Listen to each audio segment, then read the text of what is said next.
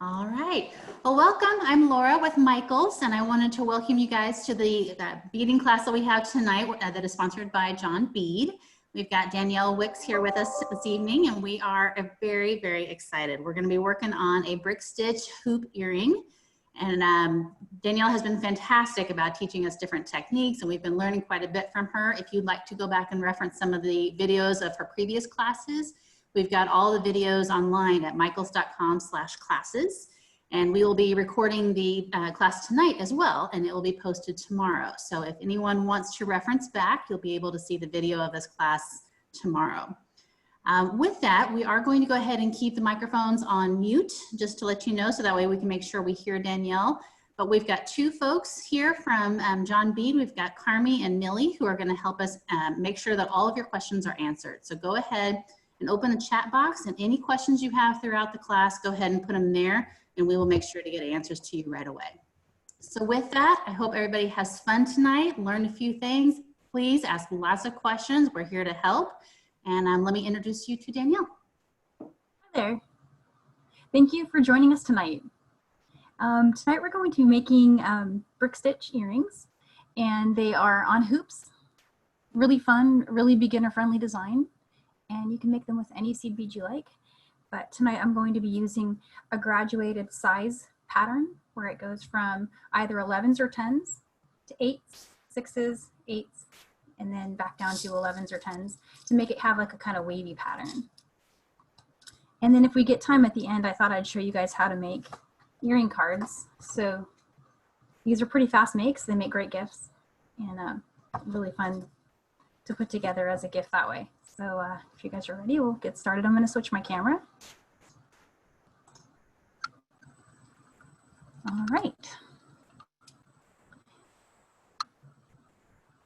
And so here's a close-up of the earring that we're making.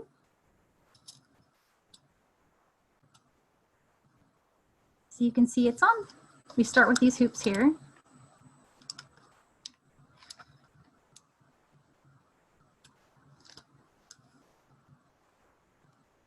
And just a really fun style. You can use any colors you like. And the thread we're going to be using is the WildFire 0.006. I'm using black so you can see my stitches really well.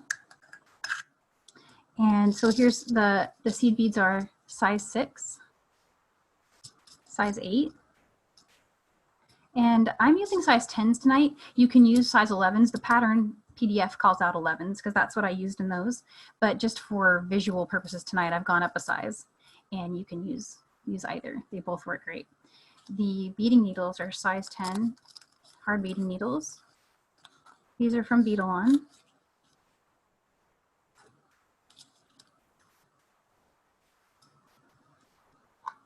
All right.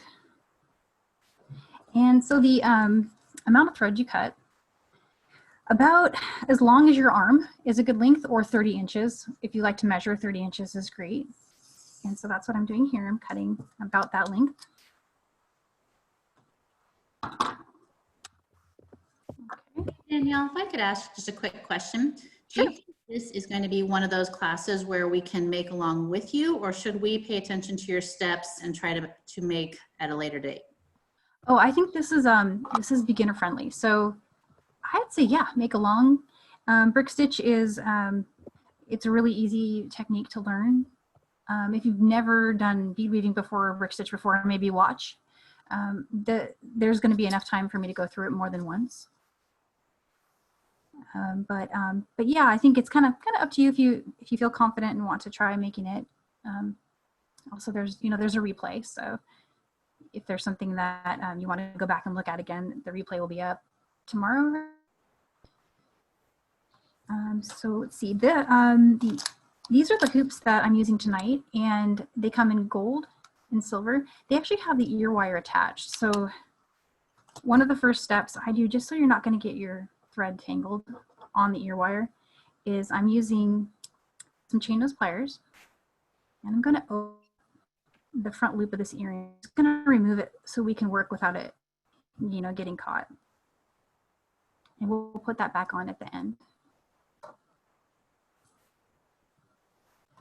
All right, and so threading the needle. A really good trick with WildFire to threading your needle is to pinch it and flatten it. You can even use your chain nose pliers to do that. And then it'll thread really easily.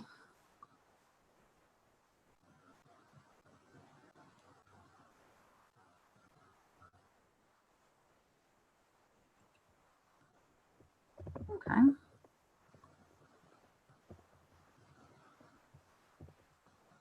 And bring that down about 7 inches. This is a stitch that's worked on one strand. So you just fold over and leave a little bit of a tail. And now take the other end, the end that your needle's not on, and tie a double knot onto the hoop itself. And don't worry about where it is right now. We're going to slide it up at the end. And try to leave a tail that's about 7 to 10 inches long. Make mine a little longer there. So about that long. And now I'm tying the double part.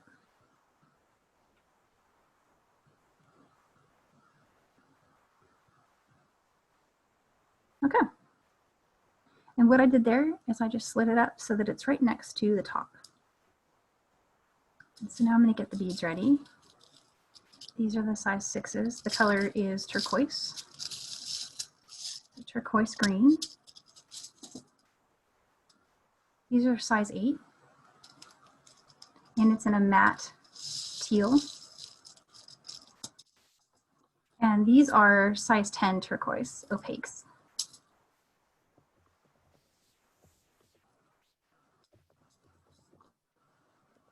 Okay, and so I'm going to move those down a little bit so you guys can see them. Looks good. Okay. So I like to start with a size 8 seed bead. And the reason I like to do that instead of starting with the smaller one is that it will hide the knot really nicely, the knot that we tied here. And as you're sliding the first bead down, take the tail and go ahead and just feed it through that bead. And then when you pull the tail and the working thread apart, it'll pull the knot up into the bead. So it's hidden there.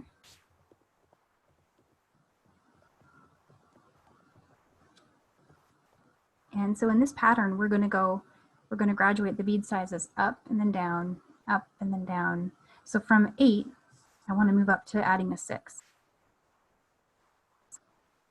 So pick up one size 6 seed bead and bring your needle behind the hoop component. And keep the bead outside of it and press down on the component and pull. And the bead will sit next to the one that we added first. And now go back up through that bead that we just added.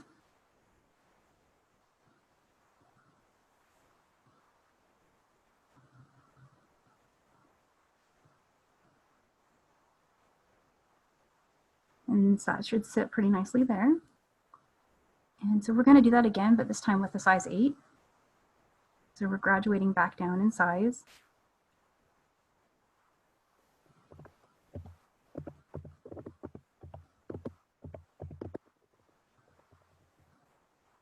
There's that. And so now I'm going to add a 10.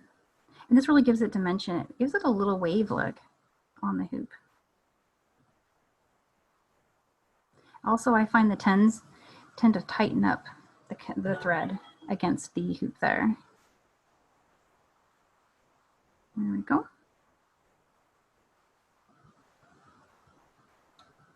And then adding an 8.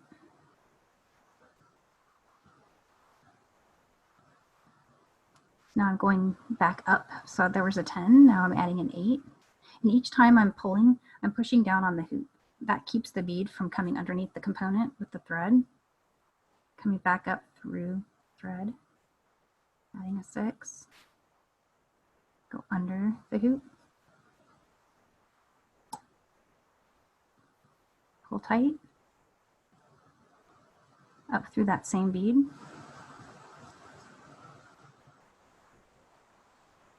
Danielle? Yep. Harmy. A couple people weren't able to get the exact earrings that you're using.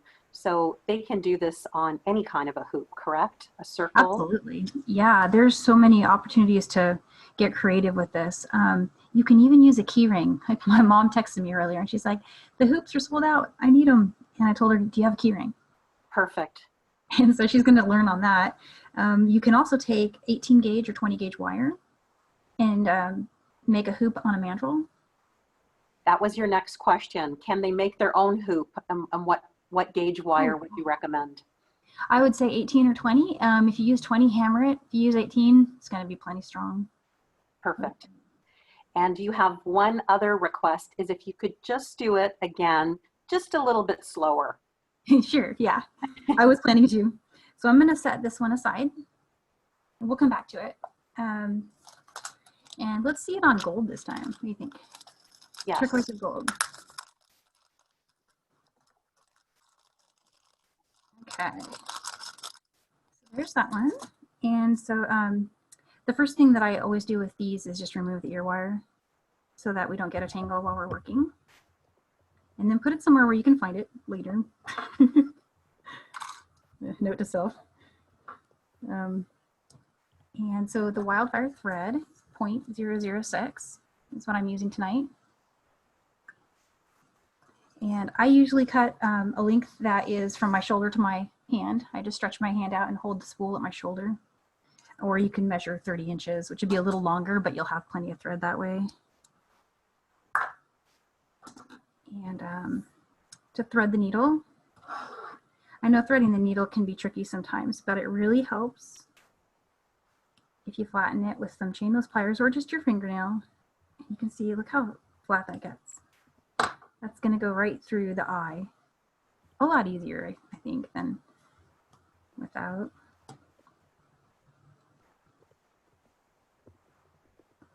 There's that.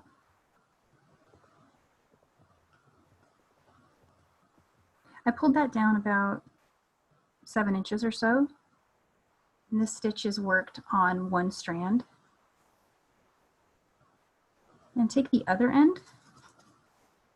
This is the end that the needle's not attached to. Tie that around the hoop. We're going to tie a double knot onto the hoop on one side. And we'll try to leave about a 7-inch tail there. We will be using that tail to weave in at the end. So there's one knot and 2 knots. Okay, and I'm going to pull and slide that up so it's next to the top. Okay, and then starting with a size 8 seed bead,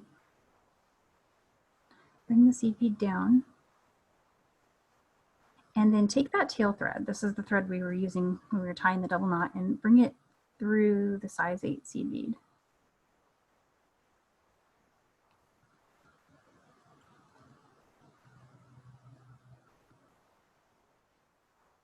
And pull the working thread and the tail apart. And it hides the knot inside the bead. I could feel it snap in there when I tightened it like that. I could feel the knot go right there. And so that makes it really secure. It's tight on the hoop and you can't see the knot. Okay, and so the way this stitch is worked is it graduates.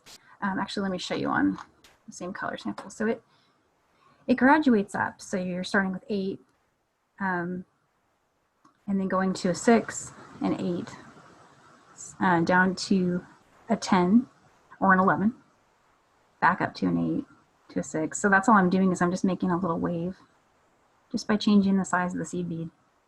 But it looks really cool. So from here, I'm going to grab a size 6 seed bead and bring your needle behind the hoop component. Keep the bead on the thread outside of the hoop component and press down on it just a little bit and pull. And the bead will sit next to the first bead you added and then come up through the bead you just added. Pull tight and it should sit right there. And so now I'm going to add another 8 and pressing down on the hoop. And come back up through the 8.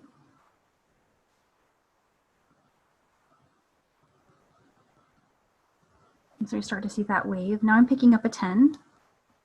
And again, going behind the hoop. Pressing down on the hoop. Pulling tight. And then come back up through that size 10 seed bead.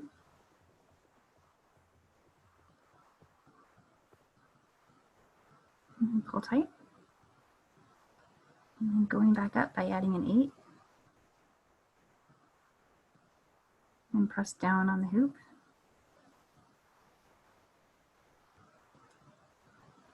And go through the 8. And if it moves like that, don't worry about it. It just comes right back when you tighten it. I'm adding a 6 now. You can get the idea of these are a really fast earring to create.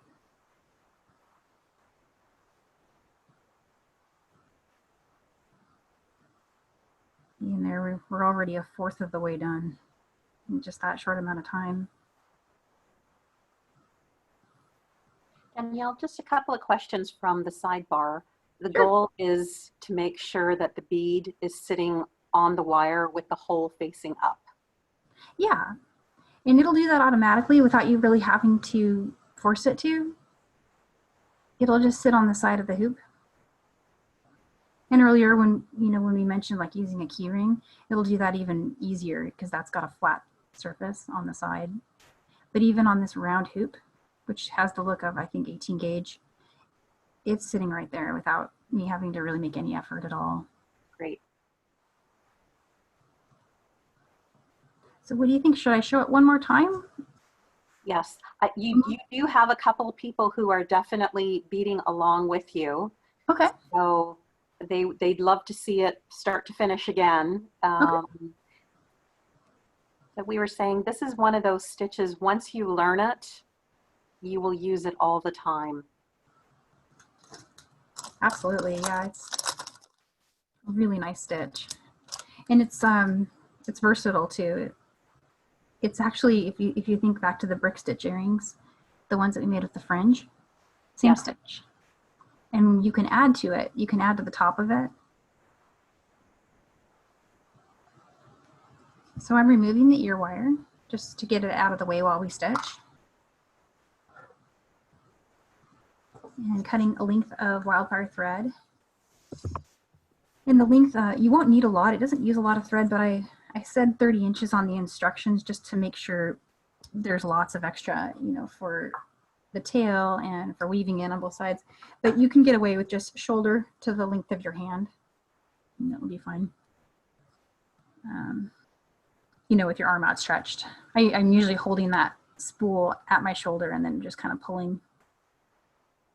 So now what I'm doing is I'm flattening it with the chain nose pliers so it'll thread in the needle easier.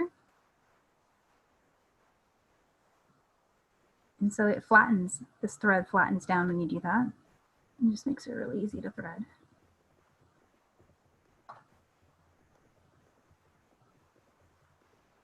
I pulled it down about 7 or so inches, folding it over.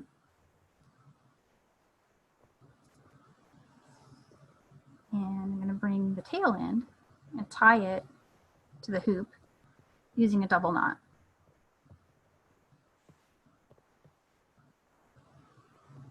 And with this knot, you'll want to leave another length of tail that you can weave in. So I would say another 7 inches. And there's one set of knot and the second. Slide that up to the top. And pick up a size 8 seed bead. Bring it down. And then pick up the tail thread. And bring the tail thread through that size 8 seed bead. And when you pull so getting my needle back, pull the tail thread and the working thread in opposite directions. And when you pull tight, you'll feel the knot move inside the bead.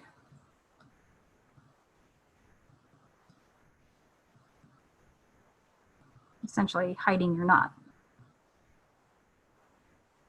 And so this stitch it's a graduated stitch, so it goes from 8, 6, back down to an 8, and do a 10, up to an 8, to a 6, 8, 10, and so on until you get to the other side.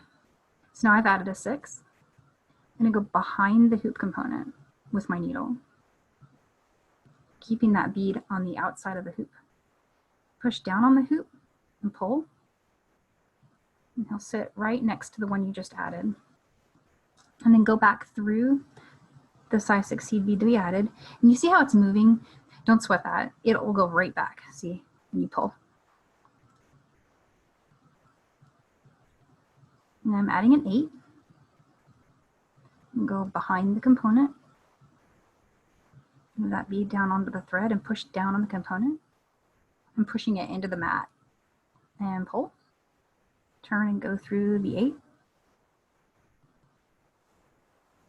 And see, it moves a little, but it goes right back in place. And this is a 10. And earlier we mentioned 11s are great here too, 10 or 11. I'm just using 10s because I want you to be able to see the beading, just a little easier. Danielle, would you ever add more than one bead at a time, or is it the one bead that's the reason why it works? In brick stitch, what you'll see is one bead at a time until you start a new row.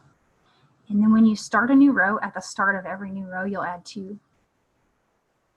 That way you, I can show you really quick just right here. So for example, if I wanted to turn and make my second row right now, what I would do is I would pick up 1, 2, turn, go through the second thread bridge and pull. And go back up through that bead. And then every bead here and after would need to be added 1 at a time. So now I'm going through that second one. But yes, for what we saw when we started this hoop, we actually did add 2 as the first part of this row, but I wanted to hide the knot, so I isolated him alone and just pulled those apart. But in brick stitch, yeah, it's always 2 beads in the first stitch of every row. And I'm just getting those guys back off here. Yeah, this is a really fun design because what you can do is once you've completed one row around, you can go back and add another layer on top, just the way I was just showing you. Yeah, people are quite curious about where they can go from here. So can they add beads to the inside? Absolutely. Can they add a second row? Absolutely. Oh yeah. In fact, you can, what I'm doing here, you can do it on the inside.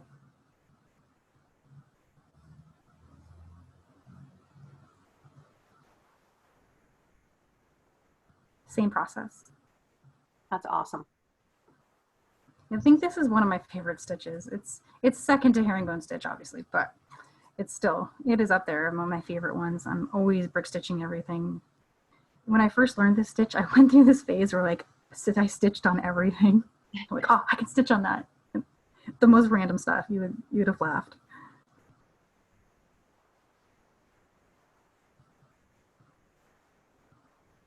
Danielle, I'm going to let you, as you're going through this, just tell them exactly what you're doing. Okay. So this is, I'm finishing up one of these hoops by just adding a graduated series of different size seed beads that'll give it a look that's wavy. And so I started with an 8, and then I went up to a 6, an 8, back and down to a 10, up to an 8, up to a 6. And so completing that pattern, I'm going to pick up another 8, going behind the hoop component, push down on the hoop component, and pull.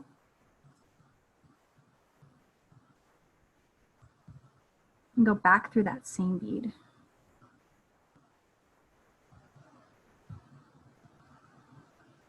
Behind the component with a size 10, pressing down on the hoop, pull tight, and then turn and go over the hoop component through the bead. There. It moves a little bit. There you go. And so yeah, it's just any size beads, any pattern you like, any colors you want. Danielle, would you recommend for a real beginner that they use the biggest beads and just use one size bead maybe for their first effort, or is this just as easy? I feel like it's just as easy, and in fact, these small beads, they tend to lock it in place easier. The larger the bead you're using, the more movement you're going to get. And so for a beginner, a good beginner size would be size 8. It's got a good trade-off between moving around a little too much. The 6s are, I have to kind of finesse those a little bit. And then the 10s are great, 10s and 11s are great, but they, when you're just learning and you want a project to be complete, you're going to be working for a long time and with a lot of thread to get that to go all the way around if you were just using 10s. So I would say 8s. If you wanted to just do one size around, just start with size 8 seed beads. Great. We've had a couple people ask, obviously, about the finishing too, because you've got that tail there. Yep. Yeah, I've got a sample ready to go to show finishing. But I can show you on this one too. We'll probably want to go through that a couple times, I think. Yep. So to finish, you can take another needle and thread it. I'm flattening so I can thread it easier.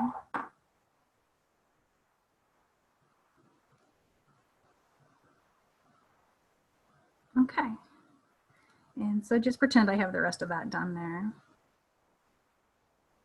Bring down about that much. Okay, so my thread is exiting the size 8 that I added first.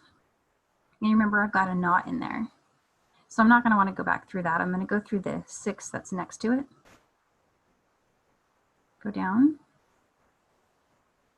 Loop around. So I'm on the top of the hoop right now. I'm going to go behind the hoop. And now what I'm doing here is I'm going to flip this over so I can see going through that size 6. I went down it, went in front of the hoop, behind the hoop. Essentially, I'm following the same thread path that we did with the first stitch. I'm going to do it again. I'm going to go through the 8 now. So I'm over the hoop here. Pull through. I go behind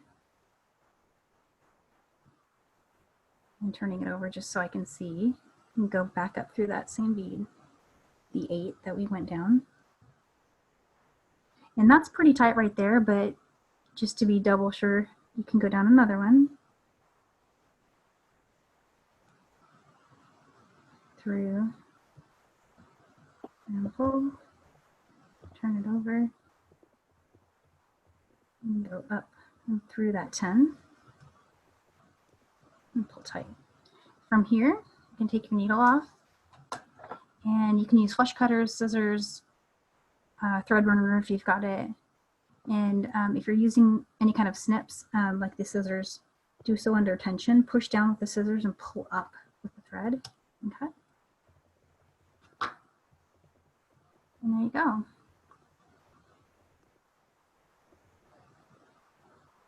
And you would do the same thing with the thread on the other side. You'd work all the way around. And I can show that again on this one. Let me do that really quick. So this one, we went all the way around and we completed that side.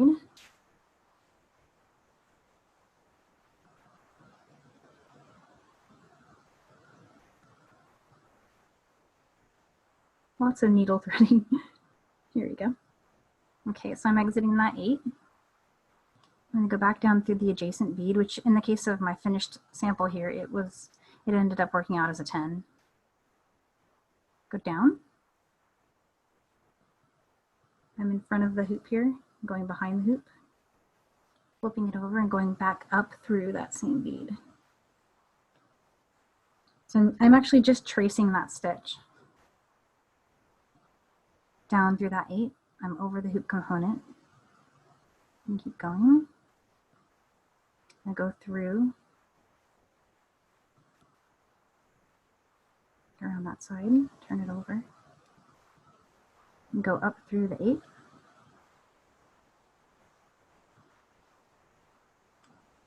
And go down through the 6.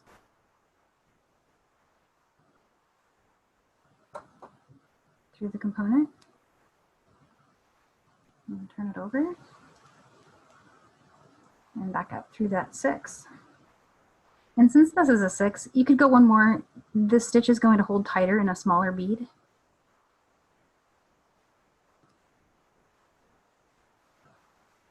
And now back up. So this is the front of the component. I'm going up the 8.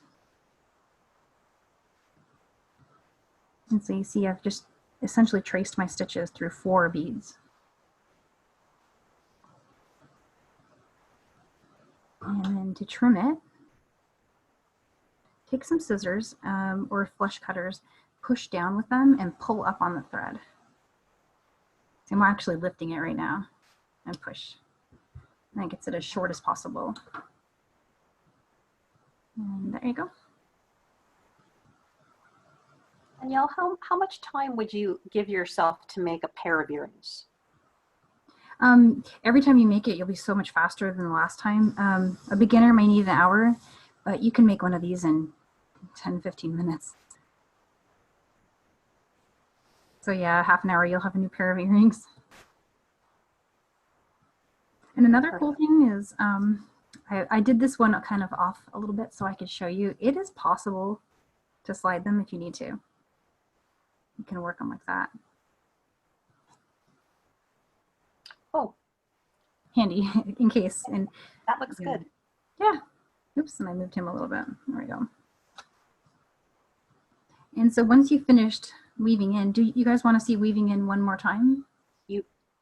I don't think they'll ever tire of seeing it one more time. Okay, gotcha. I'm going to weave this one in so we can complete an earring. All right. So again, just flattening that end so I can thread it. And going into whichever bead is the second one from the one you're exiting. Right now I'm exiting a 10 here. So I'm going to go through this 8.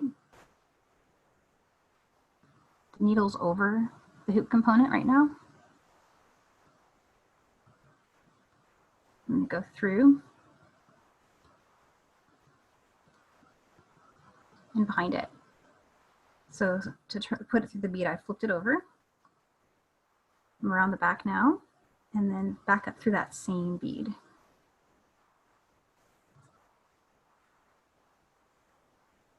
Going through the next one, needles over the hoop, going through, behind it, turn, and go up. And again, I'm going down the next bead next to that, on top of the component. Go through, and then turn, and back up through the 8. I'll go through one more just so that it's totally secure. 3 is probably enough. 4 is perfect. So there we go. Oops, my needle's coming unthreaded there. I'll fix that really quick. I think it'll make it. It'll make it. Yay. Okay. And that's that. We just traced the thread path through 4 beads. And now we're going to snip this by pushing down with the scissors and pulling up with the thread and hiding it. And if you use any kind of other, flush cutters, it will probably go a little flatter, but you won't see that after a while. You can just kind of work it down the tail. And Danielle, quite a few people have asked in the past is you're not using knots, extra knots. You're always hiding your thread this way. Yeah, and it's style. Honestly, it's just style. Like a lot of people do a knot with this stitch, and that's great. And because this is such a fast make, I wouldn't worry about repairing it. My reason for not doing knots in other types of pieces is making it easier for me to repair. But for example, if you didn't like seeing these extra stitches, they don't bother me, but if you didn't want to see them with this stitch, you could go down through 1 bead, and then you could needle through, come back around, and go through your loop. pull tight, come back up, you'd have a knot there. And that'd be fine. You could do that. You don't have to, but it's, again, it's just style. If you like to tie a knot, and it's totally up to you. And Danielle, for a real beginner person, if they're having difficulty keeping that thread to stay, any tips again about how you're handling the thread in your hand on the bead mat? Yeah, it really helps if you push down on the component. I'm going to bring this one back over really quick. I think it really helps to put pressure on it, push it into the bead mat, so that when you pick up your next bead, you can see it going behind it. If I held this in my hand right now, I'd just be kind of moving everywhere and be confused. There's a way to do it. You know, you can pinch and pull. We've had a lot of people ask us for you to pick it up, and I've been reinforcing you need that matte flat surface to get that stitch looking so pretty. Yeah, and I would say for a beginner that's essential. I know if you're an advanced bead weaver, this is too slow probably, and you'd want to have the speed of holding it. Totally fine, you can do that. But if you've just, you know, like if you've never done brick stitch before, it's a lot easier to get the concept of behind it and over it by seeing it this way, I felt like. But definitely know an advanced technique would be to just pick it up. And often people use their index finger. And I just pull. And I'm pinching it the whole time. If you're able to, left brain, right brain, get your hands to do different things at the same time. I'm not a knitter, I'm a crocheter, so it's actually very hard for me to do both hands doing something different. Which kind of kept me out of piano, but. So Danielle, for the people who may have missed it, the hoop earrings that you're using comes already with the earring attachment. So yes. Yeah, they do. They come like this. Show them how to return it back to its final. Yeah, and so assuming you didn't lose your earring component, not speaking from experience or anything, asking for a friend, yeah, you would put the ear wire back on. Earlier when I opened it like that. There you go. So like this. I'm putting it back on.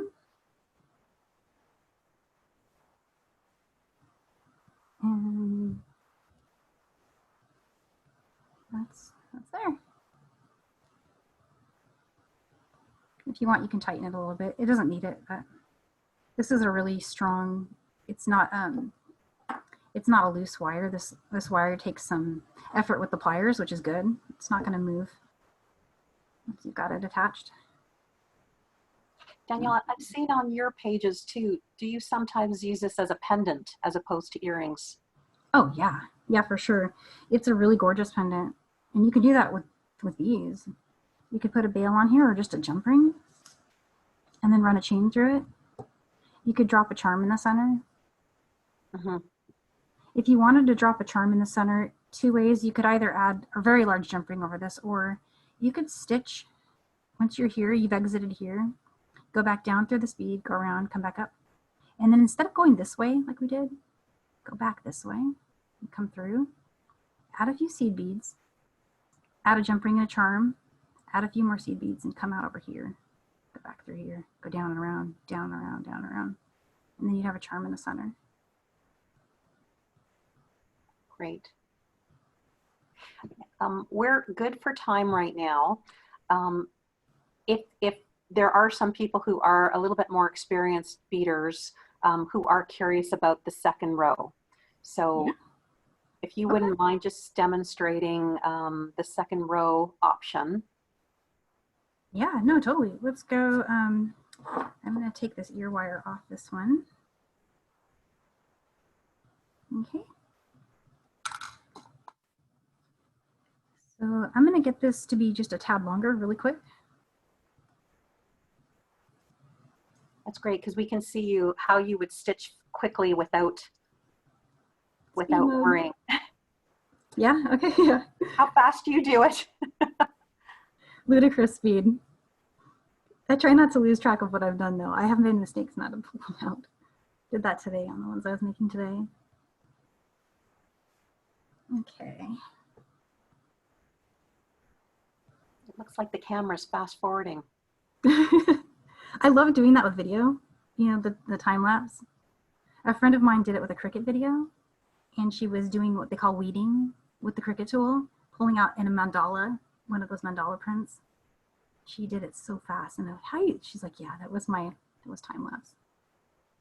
She was like, okay, that should probably be okay to show. Okay, so adding a second row. One of the things with adding a second row is getting a layer that can add larger beads, for example, or you know, just getting a different color on there. You can work the first row in just all one size, and then do your second row with a wave like this. But since I've already got a wave here, I'm thinking I'll just reinforce what I've got and add the same size beads on top of the existing ones. It'll be offset by about half a bead length. You'll see that. But what I've done here, I'm switching directions now and picking up 2 beads. I picked up a 6 and an 8. Whichever bead you pick up first will sit on the one that's on the end. And now I'm going to go and pick up a thread bridge, which is the second thread bridge here. Pull tight. Go up through the 6.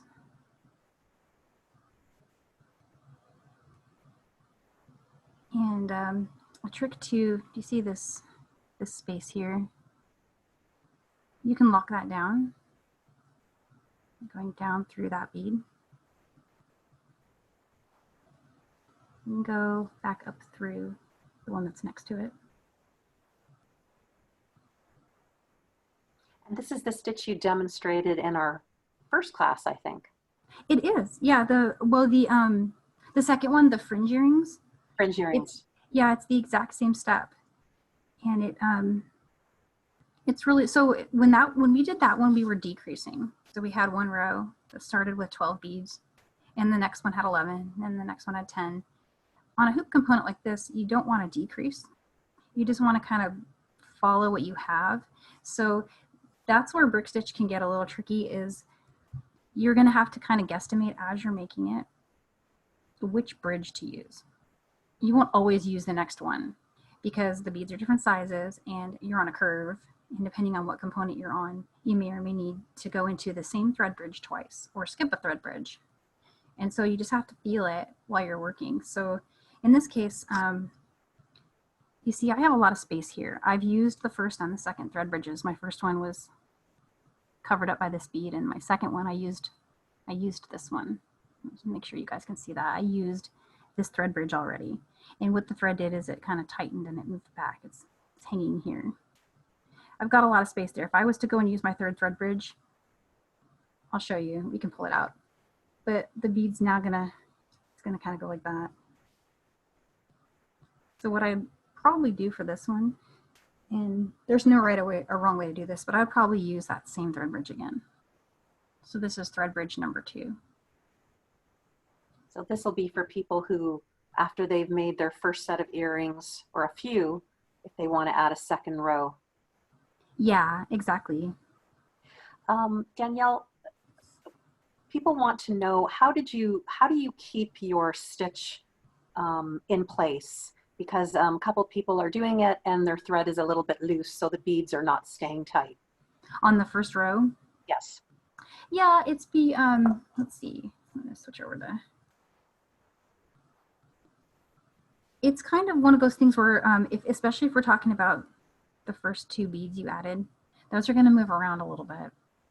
I just keep pushing down on the hoop component into the mat and pulling this direction. And doing that with the first couple of stitches. Once you get about this far, it's not moving anymore. It's just, it's true with every bead stitch, is those first couple of iterations, things are moving around. And you can also, you know, once you've tried building your first row, if you don't like it, you can go back through and reinforce it and then just come back. You could reinforce, yes. Yeah, you could stitch, like when you get to the end, if you're like, you know, I think I just want to go around. It's really pretty. Seeing the thread is pretty. It will sit right on top of the former thread. You just go all the way back and then just knot together with your tail thread.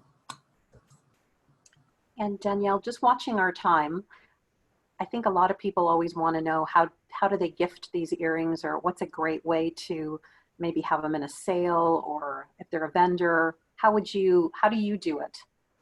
Oh, it's really fun. I'm gonna move these guys really quick. So one of the funnest things to do is to make your own earring cards.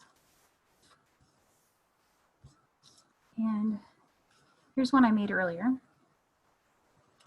And you can just put the earrings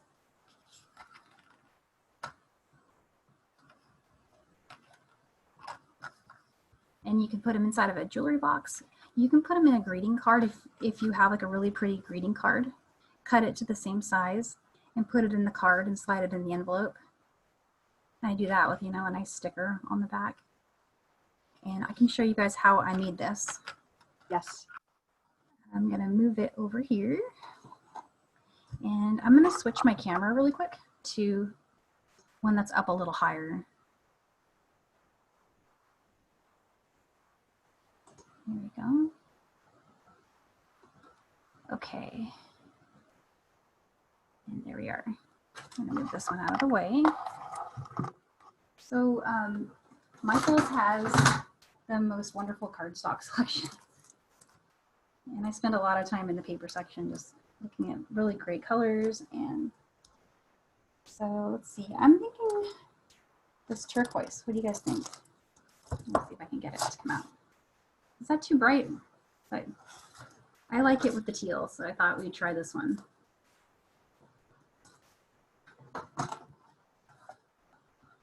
And so this is a slider. So we're in the scrapbooking section now. This is one of those paper slider cutters. And if you know your box dimensions or your greeting card dimensions, cut it down 1/4 inch smaller than whatever you're putting it into. So if you're putting it in a 3x3 box, cut 2 1/4 by 2 1/4, and it'll fit really nicely in there. I'm gonna go for, say, like a greeting card. So yeah, maybe like 3 1/2 or so. So here's the measurements here on the top.